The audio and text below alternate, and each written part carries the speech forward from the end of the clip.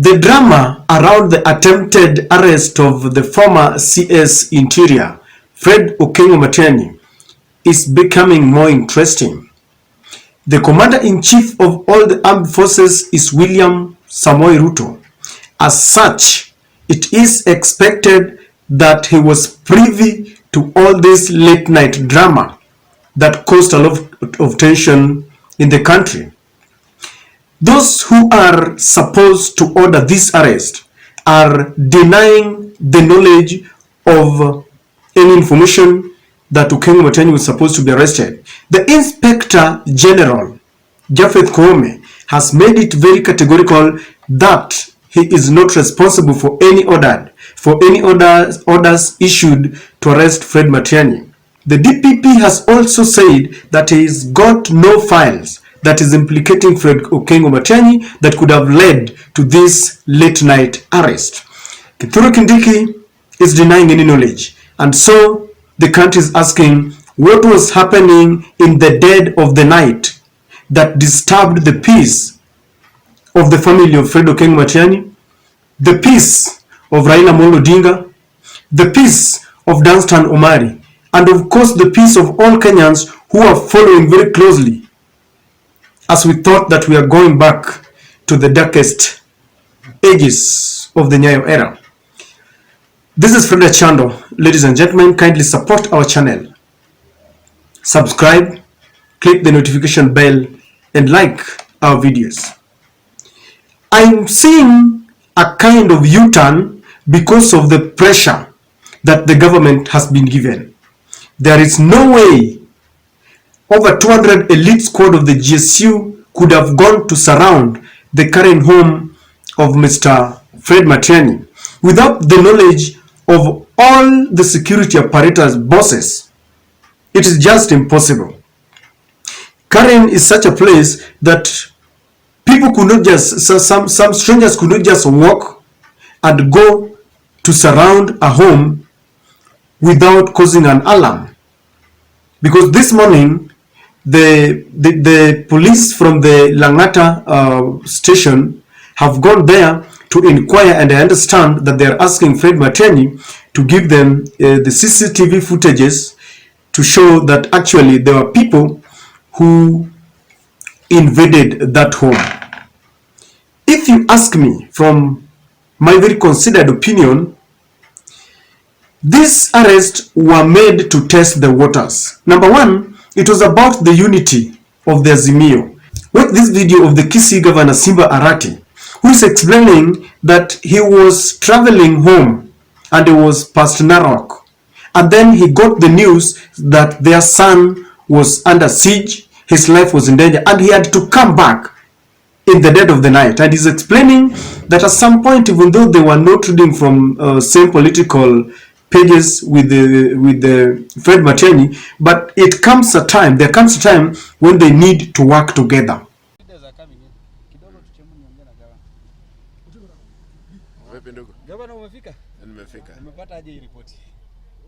Nilikuwa safari kuelekea Kisii. Nilikuwa karibu nifike Narok. Nimesikia ndio nikarudi kuangalia, kwa sababu tunauliza ni kwa nini kama ni kushikwa kwa mtu yoyote yule lazima ifanyike mchana. Na Daktari Fred Matiangi amekuwa ni waziri. Ni mtu ambaye anaelewa sheria. Angeitwa mchana aelezewe kwamba kuna mashtaka, badala kama ni askari kuja kumtafuta usiku. Tungetaka tujue kutoka kwa rais mwenyewe shida ni gani, ambapo huyu ni mwananchi kama mwananchi yote ile mwingine. Angeitwa hata kama kuna makosa yoyote yale. Ndio sababu tumekuja kuona hapa, tuulize, tujue, tuone kama yuko salama. Mimi ni gavana wa Kisii na daktari anatoka kule. Tu kwamba tunaelewana hata na yeye mara ya kwanza, lakini wakati mwingine inabidi lazima tufanye kazi pamoja. Kwa hivyo ningetarajia kwamba serikali kesho tuelezewe. Hii siasa inanga uchuki. Hata wale ambao ni maadui wa simu, lazima tunaelewana, tujenge taifa. Hii inaleta joto ingine ambayo sio ya maana. Sasa Mheshimiwa Daktari William Ruto ni rais. Wakati mwingine ukiwa kiongozi kule juu una meza mengi, ndiposa unajenga taifa. Kwa hivyo sitarajii kwamba haya itakuwa kwamba ni shida kubwa. Mimi wacha nitarajie ni kwamba ni mikori ilikuwa imekwenda kule, kwamba si ya askari. Kama ni askari ni sio mzuri. Ni kitu ambayo pia tutawezi kubali kama wananchi watukufu wa Jamhuri ya Kenya. Mtu yoyote ambaye ako na shida yoyote anaambiwa. Unajua tumeona some calmness in the country, and we don't expect that this could degenerate into many other things that we don't expect that which are not good. Nashukuru. Sijaongea na yeye wakati nimepata hiyo habari. Nilikuwa karibu nimepita Suswa. Nilikuwa naelekea Kisii. Kwa hivyo nimeamua kwamba lazima nirudi. Mimi ni gavana wake. Vile lazima nijue maslahi ya wale ambao wanaongoza. Pia nijue shida ni gani. Tuweze kuielewa. Na Wakenya waelezewe. Mheshimiwa Matiangi alikuwa na mkubwa wake. Alikuwa anafanya kazi kama wale wengine wanafanya kazi leo hii. Kwa hivyo tunarejea kwamba kama kuna shida ni shida ambao wanakaa chini inasuluhishwa. Kwa hivyo mimi nataka niseme kwamba tunarejea kwamba serikali itatupea habari kamili. Kwamba kulikuwa na askari hapa na walikuwa wanataka kumkamata Daktari Fred Matiangi ambaye alikuwa ni waziri wa ulinzi. Asante. It tells you that the attempted arrest brought the Azimio fraternity together. The sons and daughters of Omogeni came to rally behind him. And then William Ruto realized that this is not going to work. And this is the U-turn that they are taking.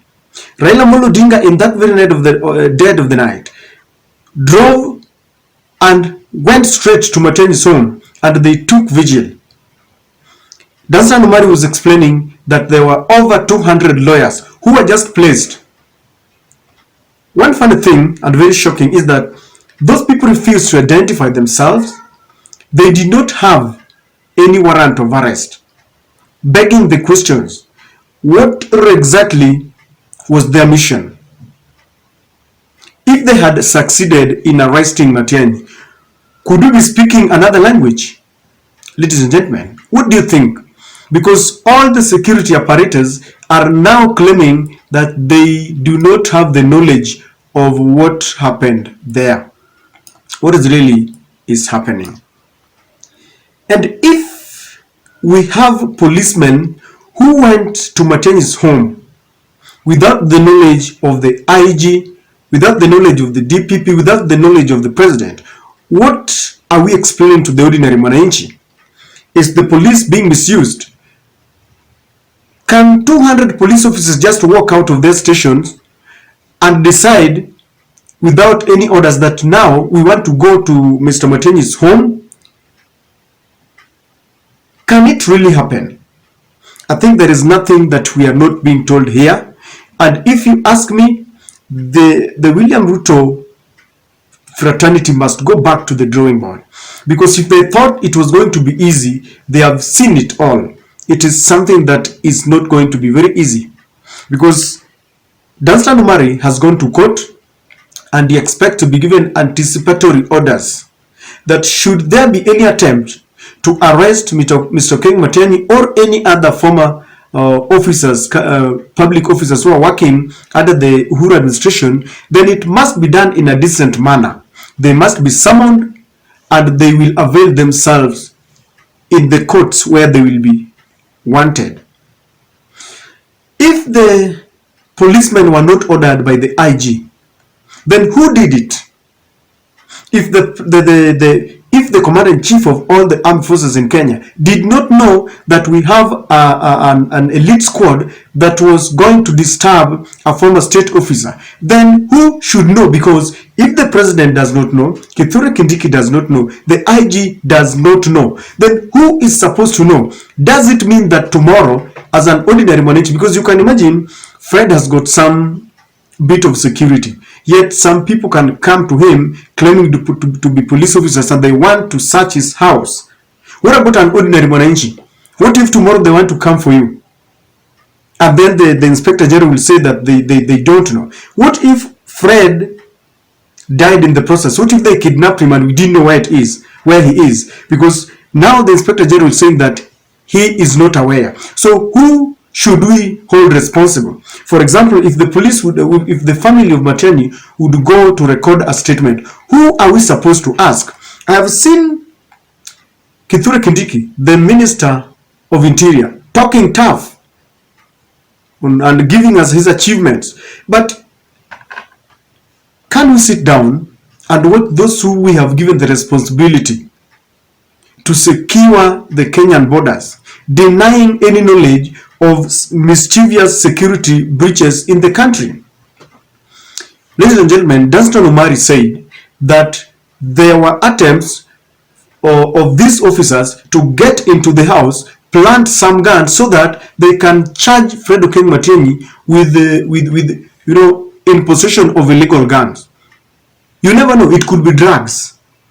They can plant anything that is outlawed in the Kenyan constitution, then they will blame you. And right now, the Azimio government have said that they don't recognize President Ruto's legitimacy. And you saw the Jeshi la Baba donning military fatigue, something that has really enraged even the security apparatus within the Kenya Kwanza team. So if Fred Matiangi would have been found in possession, for example, if they had managed and succeeded in planting the guns, as Dunstan Omari is alleging, then it would have been linked to the Jeshi la Baba, so that Raila is accused of a man who is planting and planning to overthrow the government. And you would have seen them trying to link it with the 1982 coup that they have always tried to link Raila with. So this thing is a cartel. It is something that is a syndicate and must be condemned. Because today it is Matiangi, you never know who it will be tomorrow. All the state officers who worked under President Uhuru Kenyatta, and all the officers who are supporting Azimio should now be very, very careful. Because if strangers can come into your home and the IG, nor the police, nor the minister who's in charge of security know what is happening, then it means you will be dead and no one will know, and we cannot hold anyone responsible. It is something that I really feel very ridiculous, but I think it is a U-turn because of the kind of unity that these people face. If they thought that maybe people have moved on, this is the narrative that they have given us all along. As they meet some rebel MPs in State House, they think that the people have also given up. The people have not given up. If you listen to Governor Simba Arati saying that we have seen some calmness in the country and we don't need someone to resuscitate violence, it will take William Ruto to choose either two paths: the path of reconciliation or the path of revenge. Each of them has got consequences, because you cannot wake a sleeping dog. There are wananchi who have decided to move on because they don't want chaos. But it seems they are being provoked. Fred Okeny Matiangi is a leader, and he's got people who still swear allegiance to him. You provoke Matiangi, you're provoking very many people. In the security organs, Fred is the immediate former cabinet secretary in the Ministry of Interior. He's got people there who still swear allegiance to him. Even in the military, the former president has got people who still swear allegiance to him. And this is not going to be very easy for William Ruto. If he starts this revenge mission, there are people who will not allow it, even in the forces. I've got a feeling that anytime they will charge some security organs to go for Matiangi, there are people who will call him even before they reach there. Because I can assure you, William Ruto has been there for only 6 months. He has not made any substantial changes within the forces, within the military, within the police. And so the majority who are there, constitutionally, will be swearing allegiance to him. But by heart, they still love the former administration. And this you can take to the bank. You know, for example, today, the Azimio government is saying that they don't recognize William Ruto as the president. But if you go to state offices, you'll realize that they are officers who have been appointed by William Ruto, and so they will be given services by people who have been appointed by William Ruto. That does not mean that they recognize William Ruto, because the constitution mandates some things to be done because he's still there. But psychologically, ideologically, they don't subscribe to his ideologies. They don't recognize him as the president. And this is what is happening. There are people who, by constitution, in the police, in the military, they will be saluting William Ruto. But in the heart, they are not with him. And that's the reason why, if William Ruto is not careful, things will not be very easy for him. The other thing is the 8 million people who swear allegiance to Raila Amolo Odinga. It will be very easy if Raila got some 1 million votes. You can threaten and play around with them. But 8 million people is not an easy joke. You go that direction, some of them are going through hard times. The cost of living is really high, and they feel that Raila is the only hope. You trigger them a bit, I can assure you that they will be all in the streets. William Ruto has said that he wants to build this economy. You cannot build an economy in an environment where people are fighting. And you see, you are the one who is provoking. I want us to tone down as a nation. I've always said that we need a nation, an environment that can help youths grow their businesses, that can attract investors. But it cannot happen if we are going this direction. The government will lose its focus, and this government will not implement its pledges to the people. Ladies and gentlemen, we must prioritize well. Is it looking for someone to revenge, or sitting down to implement, to bring the cost of living down? I can assure you that the kind of unity that was shown in Karen has made William Ruto and all the security apparatus make a U-turn, because all of them are denying that they don't know what happened. But that was just the beginning, because now everyone is alert. Let them not provoke, because if they do, both sides will regret. I don't know what to think, but that is my take.